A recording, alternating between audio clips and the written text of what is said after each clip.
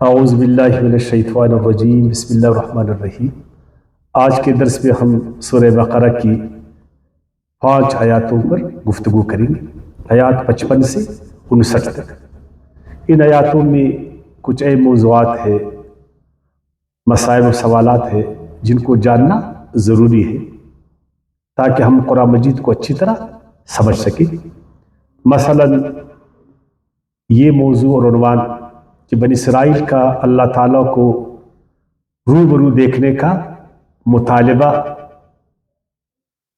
انہوں نے کیوں کیا، اور کیا ہم اللہ تعالیٰ کو روبرو دیکھ سکیں گے یا دیکھ سکتے ہیں، یہ بھی ایک مسئلہ ہے۔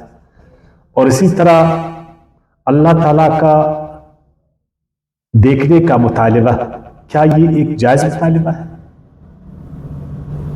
اور جب بنی اسرائیل نے یہ مطالبہ اپنے پیغمبر جناب موسیٰ علیہ السلام سے کیا کہ ہم اللہ تعالیٰ کو آمنے سامنے دیکھنا چاہتے ہیں، تو ان کو سزا کیوں دی گئی پھر، اور وہ سزا کیا تھی، اس پر گفتگو کریں گے۔ اور اسی طرح موت اور حیات کے بارے اس کی حقیقت کیا ہے، اس پر گفتگو کریں گے۔ من و سلوہ کے بارے میں، اس کی حقیقت کے بارے میں جاننا چاہیں گے۔ اور بنی اسرائیل کو ان کی سرکشی کی بدولت، زیادتی کی بدولت کیا سزا دی گئی اور کیوں دی گئی، کس طرح دی گئی، اس پر بات کریں گے۔ اور شہروں میں جانے کے، بسنے کے آداب کیا ہے۔ جب کسی شخص کو اپنا شہر اللہ نصیب کرے، آزاد وطن نصیب کرے، تو اس آزاد وطن میں رہنے کے شرائط اور آداب کیا ہے، اس پر گفتگو کریں گے۔ اور اگر کوئی شخص ان آداب اور شرائط سے انحراف کرے گا تو اس کو کیا سزا ہوگی، کس طرح کی سزا ہوگی، اس پر کوشش کریں گے ہم بات کر لیں۔ مغفرت کے بارے میں، مغفرت کے معنی اور مطلب کے بارے میں ہم جاننا چاہیں گے اور اس کی وجہ کو۔ اور اسی طرح بنی اسرائیل نے اس شہر میں جس میں وہ داخل ہوئے، وہ کون سی غلطی کی جس کی بدولت اللہ نے ان کو سزا دی۔ یہ ہے آج کی ہمارے موضوعات، مسائل و سوالات جن کو ان آیاتوں میں ہم جاننے کی کوشش کریں گے۔ تو اس سبق کو ہم، اس درس کو 3 حصوں میں بیان کریں گے آسانی کے لیے۔ پہلے حصے میں ہم دیدار الہی پر بات کریں گے کہ اللہ تعالیٰ کو کوئی شخص روبرو دیکھ سکتا ہے یا وہ دیکھے گا اس کو۔ اس میں بنی اسرائیل کی کیا رائے تھی اور ہمارے مسلمانوں کی کیا رائے ہے، اس بارے میں قرآن کیا کہتا ہے، روایات اور احادیث میں کیا ہے، کامن سینس اس بارے میں کیا کہتی ہے، ان سب چیزوں کو ہم جانیں گے۔ تو پڑھیں گے آیات 55 کو۔ وَإِذْ قُلْتُمْ يَا مُوسَىٰ، اور یاد کرو اس واقعے کو جب کہا تم نے اے موسیٰ، لَن نُؤْمِنَ، ہم ہرگز نہیں مانیں گے، ہم ہرگز بھروسہ نہیں کریں گے، یقین نہیں کریں گے، لَکَ تیرا، کہ تو اللہ کا نبی ہے، ہم اس بات کو نہیں مانیں گے، حتیٰ جب تک نَرَى اللَّهَ جَهْرَةً، ہم دیکھ نہ لیں اللہ کو اپنی آنکھوں سے ظاہر۔ فَأَخَذَتْكُمُ الصَّاعِقَةُ، پھر پکڑ لیا تم کو ایک آسمانی کڑاکے نے، ایک آسمانی بجلی نے، وَأَنْتُمْ تَنْظُرُونَ، اور تم یہ منظر دیکھ رہے تھے۔ ثُمَّ بَعَثْنَاكُمْ، اس کے بعد پھر سے اٹھایا تم کو اللہ تعالیٰ نے، مِن بَعْدِ مَوْتِكُمْ، تمہاری موت کے بعد، لَعَلَّكُمْ تَشْكُرُونَ، تاکہ تم شکر کرو۔ بنی اسرائیل میں تو جناب موسیٰ علیہ السلام نے بھی اللہ سے گزارش کی، اس کو ایک شوق پیدا ہوا کہ جب میرا رب مجھ سے کلام کرتا ہے تو میں اس کو دیکھ بھی سکتا ہوں، لیکن اللہ نے ان کو کہا کہ تو مجھے ہرگز نہیں دیکھ سکتے۔ اسی طرح بنی اسرائیل میں بھی ایک شوق نہیں تھا بلکہ خود سری تھی، ایک ناجائز مطالبے کے طور پر۔ انہوں نے بھی یہی ڈیمانڈ کیا موسیٰ علیہ السلام سے. اگر ان کو شوق ہوتا تو وہ اللہ کی طرف متوجہ ہوتے، لیکن انہوں نے اپنے نبی کو ستانے کے لیے، آزمانے کے لیے انہوں نے یہ مطالبہ کیا کہ جب تک ہم اللہ تعالیٰ کو روبرو نہیں دیکھیں گے ہم تجھ پر بھروسہ نہیں کریں گے موسیٰ کہ تو اللہ کے نبی. حالانکہ اس کے باوجود کہ انہی موسیٰ نے ان کو فرعون کی غلامی سے نکالا، ازحد جد و جہد کرے فرعون کے آگے وہ کڑی ہوئی، اور پھر سمندر سے انہی موسیٰ علیہ السلام نے، انہی کی قیادت میں اللہ نے ان کو بچایا، پار کرایا. اس کے باوجود وہ اپنے اس نبی پر بھروسہ نہیں کر رہے. تو یہ ایک سرکشی تھی، یہ ایک غلط ڈیمانڈ تھا بنی اسرائیل کا، جس کی وجہ سے اللہ تعالیٰ نے ان کو سزا دی اور سخت سزا دی. اب آتے ہیں مسلمانوں کی طرف کہ اس بارے میں مسلمانوں کا عقیدہ کیا ہے، ان کی رائے کیا ہے. کیا ہم اللہ تعالیٰ کو دیکھ سکتے ہیں اپنی آنکھوں سے آمنے سامنے ظاہر، یا نہیں دیکھ سکتے؟ اس بارے میں آپ کو کہوں کہ مسلمانوں کی اکثریتی رائے، اکثریتی عقیدہ مسلمانوں کا، اکثر و بیشتر علماء کی بات میں کرتا ہوں، عوام تو علماء کے پیچھے ہوتے، جو ان کو عالم عقیدہ دیتا ہے وہی عقیدہ عوام کا ہوتا. عوام اس عقیدے کو سمجھے نہیں سمجھے، کوئی دلیل اس کے پاس ہو یا نہ ہو، تو بہرحال جو اکثریتی علماء کرام ہیں ان کے اتباع میں جو اکثریتی مسلمان ہیں ان کی رائے یہی ہے کہ اس دنیا میں تو ہم اللہ کو نہیں دیکھ سکتے ان آنکھوں سے، اس لیے کہ ان آنکھوں میں وہ صلاحیت نہیں ہے، وہ تاب نہیں ہے کہ وہ اللہ تعالیٰ کو روبرو دیکھیں. لیکن جب ہم مریں گے، ہم میں سے اچھے لوگ جنت میں جائیں گے، تو جنتی لوگ اللہ تعالیٰ کا دیدار اس دنیا میں کر سکیں گے. یہ ان کا عقیدہ ہے. کس طرح کر سکیں گے؟ تو وہ بے شمار روایت اپنے اس عقیدے کے لیے پیش کرتے، فلاں روایت میں یہ ہے، فلاں روایت میں ہے، فلاں روایت میں، بہت سارے احادیث وہ پیش کرتے. اور چونکہ حدیث کو ہم مسلمان حجت مانتے ہیں دین میں، تو پھر وہ کہتے کہ اتنے احادیث کے ہوتے ہوئے ہم کیوں یہ عقیدہ نہیں رکھیں، اور جو اس کے خلاف عقیدہ رکھے گا وہ غلط. تو ایسے کافی احادیث ہے تو جن کو علماء کرام مستند سمجھتے، یہ تو ان کی رائے. اور اسی طرح وہ قرآن سے بھی استدلال کرتے، مثلا سورہ قیامت کی آیات 22 اور 23 جہاں ارشاد ہے وجوہ یومئذ ناظرہ الی ربہا ناظرہ. اس دن کچھ چہرے اللہ نے فرمایا وہ بڑے حشاش بشاش خوش ہوں گے اور اپنی رب کی طرف وہ دیکھتے ہوں گے. اس آیات کو وہ پیش کرتے کہ دیکھو اس آیات میں ہے کہ بہت سارے چہرے اس دنیا میں اللہ تعالیٰ کو دیکھ سکتے.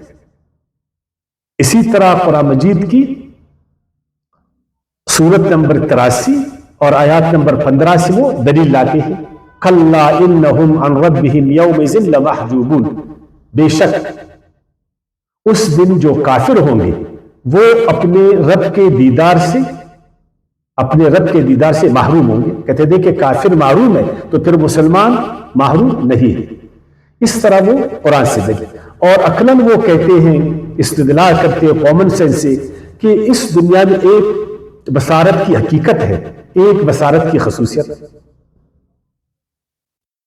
اور ٹھیک ہے اس دنیا میں وہ صلاحیت ہم میں نہیں ہے، ہماری آنکھوں میں بصارت میں وہ صلاحیت نہیں ہے، لیکن آخرت میں ہماری حیت یہ صلاحیتیں بدل جائیں.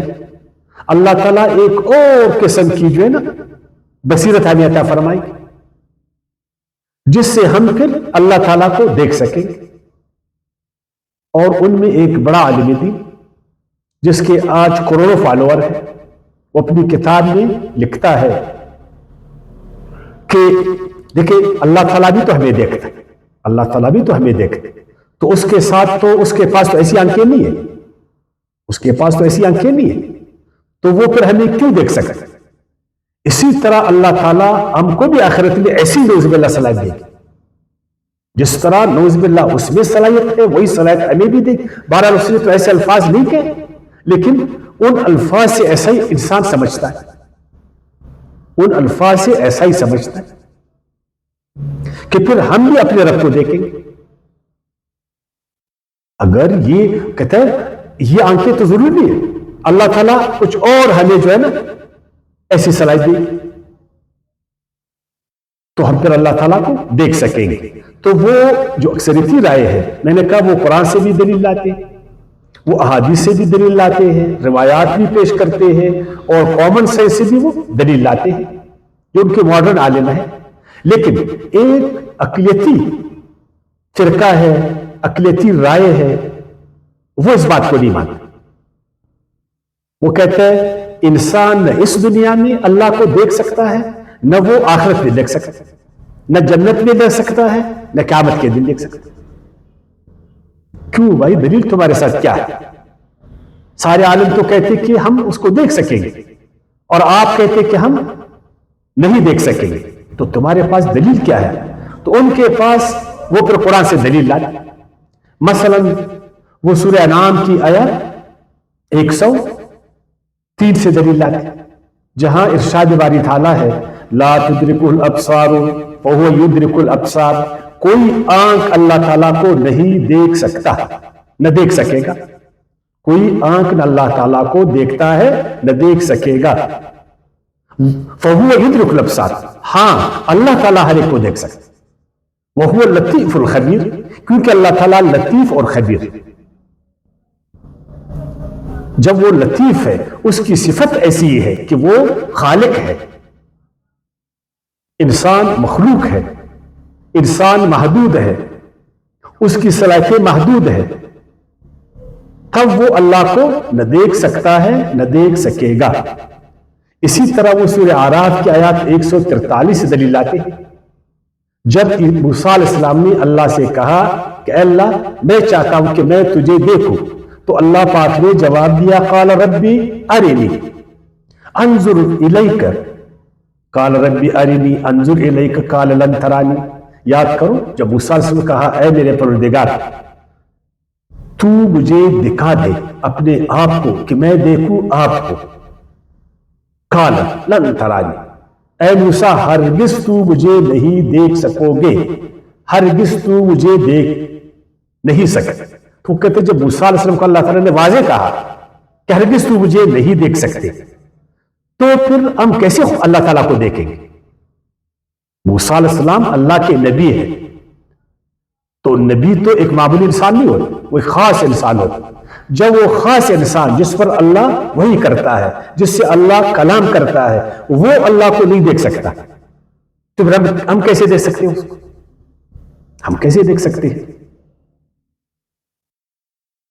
اور وہ ایک دلیل قرآن سے یہ بھی لاتے ہیں لیس کمثلہ شیء، اللہ تو کوئی چیز کی طرح ہے ہی نہیں۔ جب وہ کسی چیز کی طرح نہیں ہے، اور ہم تو چیزوں کو دیکھ سکتے ہیں، انسان ایک چیز کو دیکھ سکتے ہیں، جب وہ کوئی چیز ہے ہی نہیں پھر آپ اس کو کیسے دیکھ سکتے ہیں؟ کیا وہ اپنے آپ کو کوئی چیز بنا کر تمہیں دکھائے گا؟ وہ ایک چیز کی طرح بنے گا، اس کی مثال اس کی شبیہ تو ہے ہی نہیں، تو آپ اس کو کس طرح دیکھو گے؟ کسی چیز کے مانند، وہ کسی چیز کے مانند نہیں ہے، کسی چیز کی طرح، وہ کسی چیز کی طرح ہے ہی نہیں۔ تو وہ جو اقلیتی رائے ہے وہ یہ دلیل آتے کہ اس آیات سے ثابت ہوا کہ کوئی شخص اللہ کو دیکھ نہیں سکتا، کہ اللہ تعالیٰ کوئی چیز کی طرح ہے ہی نہیں۔ اور فرمایا سورہ نحل کی آیات 174 سے بھی دلیل آتے ہیں فلا تضربوا للہ الامثال، اللہ کے لیے مثالیں مت پیش کرو، ان اللہ یعلم، بے شک اللہ تعالیٰ جانتا ہے، وانتم لا تعلمون، تم نہیں جانتے، تو تم اللہ تعالیٰ کے لیے کیوں مثال پیش کرتے؟ جس طرح کی اکثریتی رائے کہتی ہے کہ جس طرح ہم چاند کو دیکھ سکتے ہیں 14ویں، جس طرح ہم سورج کو دیکھ سکتے ہیں، تو اسی طرح چاند 14ویں کی چاند کی طرح ہم اللہ تعالیٰ کو بھی دیکھ سکیں گے۔ تو یہ عالم کہتے ہیں کہ آپ اللہ کے لیے ایسی مثال کیوں پیش کرتے ہیں چاند کی طرح؟ کیا اللہ تعالیٰ کی چاند کی طرح ہے؟ کہ اللہ تعالیٰ سورج کی طرح ہے کہ تم لوگ کہتے ہو کہ ہم اللہ تعالیٰ کو جس طرح چاند کو دیکھ سکتے اس کو بھی دیکھ سکتے، اور تم جو معراج سے دلیل لاتے ہو کہ آپ صلی اللہ علیہ وسلم نے معراج میں اللہ کا دیدار کرا ہے، وہ کہتے ہیں یہ غلط ہے۔ خود بی بی عائشہ فرماتی ہے کہ جو شخص کہتا ہے کہ اللہ کے نبی نے اللہ کا دیدار کیا، وہ غلط کہتا ہے، وہ غلط کہتا ہے۔ اور وہ عقلی دلیل بھی دیتے ہیں، وہ کہتے ہیں کہ بھائی انسان محدود ہے، انسان کا علم محدود ہے، انسان کی صلاحیتیں محدود ہے، انسان مخلوق ہے، انسان کا عقل محدود ہے، وہ لمیٹڈ ہے، تو وہ اللہ کو کیسا دیکھے گا؟ کیا اللہ تعالیٰ اپنے آپ کو چھوٹا کر کے اس کے سامنے آ جائے؟ اللہ تعالیٰ کا نہ جہت ہے کوئی، نہ کوئی سمت ہے، نہ کوئی طرف ہے، نہ کوئی شکل ہے۔ جس طرح ہم اشکال کو جانیں اس طرح شکل تو نہیں ہے نا۔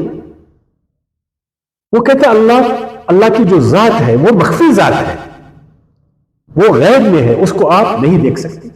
تو یہ میں نے کہا کہ دو رائے آپ کے سامنے، دونوں رائے میں نے رکھی۔ ایک بنی اسرائیل، ان کا مطالبہ اللہ نے اس کو رد کیا، بلکہ اللہ تعالیٰ نے ان کو عذاب دیا۔ اگر یہ صحیح ڈیمانڈ ہوتا اللہ کو دیکھنے کا تو اللہ تعالیٰ بنی اسرائیل کو سزا کیوں دیتا؟ اگر یہ صحیح ڈیمانڈ ہوتا اور یہ مناسب ڈیمانڈ ہوتا اور ایسا ممکن ہوتا تو پھر اللہ تعالیٰ کیوں موسیٰ علیہ السلام کو کہتے کہ تو ہرگز مجھے نہیں دیکھ سکتے، ہے نا؟ تو جب یہ ساری باتیں اس بات پر دلیل ہے کہ اللہ تعالیٰ کو کوئی نہیں دیکھ سکتا، تو پھر اکثریت نے یہ رائے کیوں قائم کی؟ تو یہ دو رائے آپ کے سامنے میں نے رکھی، وہ بنی اسرائیل تھے، یہ اکثریتی علماء کی رائے ہے، اور اس سے بعد ایک اقلیتی رائے۔ ابھی آپ کوشش کریں، قرآن کچھ آیاتیں میں نے آپ کے سامنے رکھی نا، ان آیاتوں میں آپ کوشش کریں کہ کیا جو اکثریتی رائے کے عالم جن آیاتوں سے استدلال کرتے واقعی وہ ان آیاتوں میں یہی بات ثابت ہے؟ کیا ان آیاتوں کا سیاق اور سباق یہی ہے؟ کیا وہ آیاتیں انہی سیاق اور سباق میں آئیں، یا اس کا معنی کچھ اور ہے؟ ویسے تو ابراہیم علیہ السلام نے بھی کہا تھا انی ذاہب الی ربی سیہدین، میں جا رہا ہوں اپنے رب کی طرف، تو کیا وہاں وہ کہتا تھا کہ میں رب کو دیکھ رہا ہوں؟ تو ہر مسلمان کو چاہیے کہ ایسے جو اہم مسائل ہیں جن کا تعلق عقیدے کے ساتھ، اور وہ آج 21ویں صدی میں اہل علم کے ہاں بڑے بڑے مسائل میں شمار ہو، اور ایتھیسٹ یہی اللہ کے بارے میں ہمیشہ سوال کریں، کیا اللہ اس کائنات میں ایگزسٹ کرتا ہے؟ اگر کرتا ہے تو کس طرح؟ کیا وہ اسی کائنات میں ہے یا کائنات کے باہر ہے؟ اگر کائنات میں ہے تو اس کا رول کیا ہے؟ اگر وہ کائنات سے باہر ہے تو کیا کرتا؟ ادھر تو پھر ہم خاموش ہو جاتے اور ادھر آپس میں ہم لڑتے۔ تو لہٰذا ایسے جو اہم مسائل ہیں مسلمانوں کو چاہیے، خصوصاً جو اہل علم ہے، جو لکھے پڑھے لوگ جو جانکاری رکھتے ہیں، ان سے میری گزارش ہے کہ وہ قرآن میں درک کرے، قرآن کی ایسی آیتوں میں کوشش کرے تاکہ ان آیتوں کو اچھی طرح سمجھے۔ ہاں البتہ اختلاف رائے ہو سکتا ہے، میں نے دونوں جو رائے آپ کے سامنے رکھے، ہر ایک رائے والوں نے اپنی اپنی دلائل پیش کی ہے، بلا لڑے جھگڑے، بلا فتوے بازی کے۔ اگر ہم کوشش کریں جانکاری کے لیے تو ہمارے لیے قرآن میں بہت بڑا سبق ہے۔ تو یہ آج کا حصہ، یہ حصہ تو ختم ہوا، ابھی دوسرے حصے کی طرف آئیں گے۔ وما علینا الا البلاغ۔